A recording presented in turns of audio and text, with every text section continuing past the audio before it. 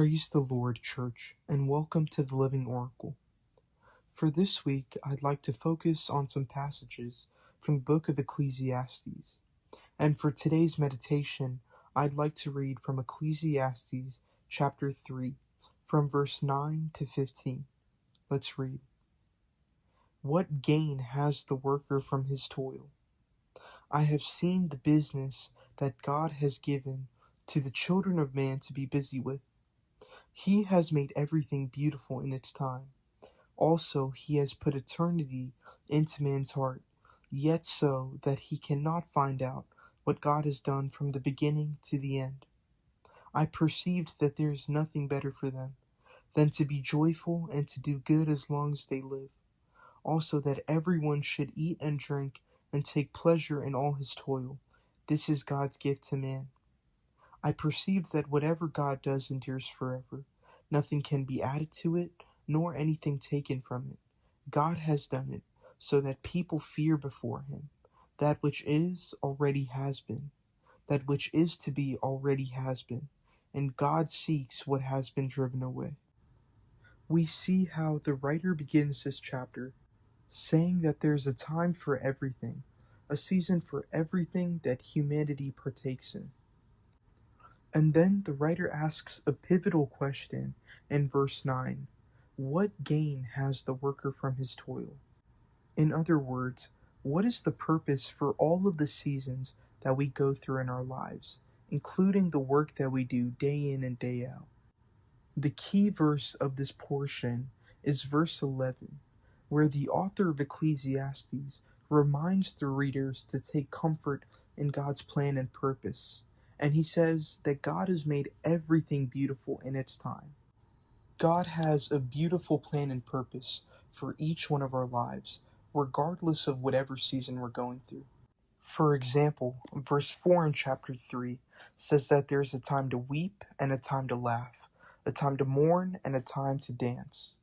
Regardless of whatever season we're going through, we can trust in God's eternal plan that He created for us even before the foundations of this world, even before we were placed in our mother's womb. Later on in verse 11, the author says that He has put eternity into man's heart so that he cannot find out what God has done from beginning to the end.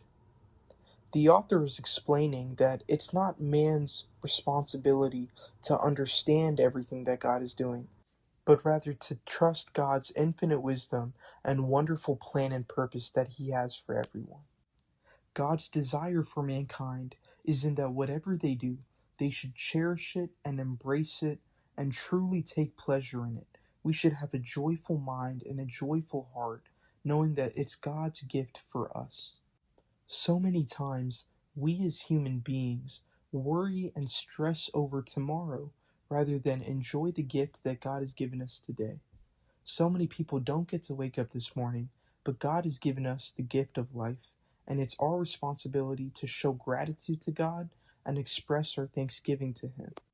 We as humans waver in whatever we do, but whatever God does endures forever.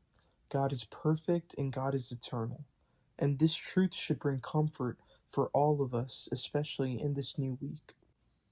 So as we walk in this new day, let's continue to show our gratitude to God for everything that He's given to us and for everything that we are blessed with, remembering that God has made everything beautiful in its time. Let's pray. Dear Lord, I thank You for this wonderful and blessed morning that You've given to us. Thank You, O Lord, for the gift of life that we all have. Thank You, O Lord, for all the people that You've placed in our lives and for every blessing that we can experience and embrace every single day. Lord, I pray that as we walk in this new day, that You would help us to truly live with the joy, O Lord, and the comfort, knowing that You are right here with us, O Lord, and knowing that You have made everything beautiful in Your time.